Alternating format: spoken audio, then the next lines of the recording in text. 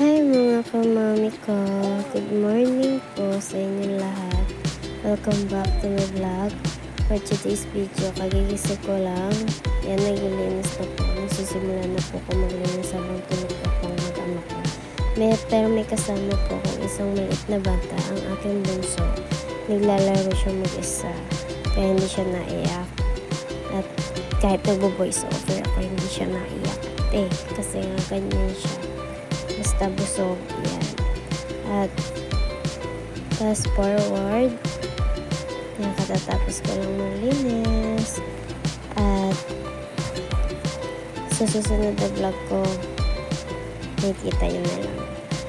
Sorry nga na ulit ako napag-vlog. Ayan, nag-iiniyak na po ang aking bunso dyan. Papabuhat na siya. Ayan, fast forward, kain muna tayo. Ang ulam ko ay pastil.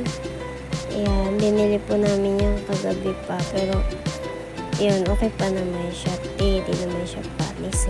Okay pa naman siya. Halatang ko, kagigising ko lang. Oh my God. Yan, tingnan siya ng tingnan. Parang gusto niya rin kumain. B, bawal ka pa kumain. Kaya stay put ka lang dyan. Stay put. Kaya yan. Salamat po sa panonood at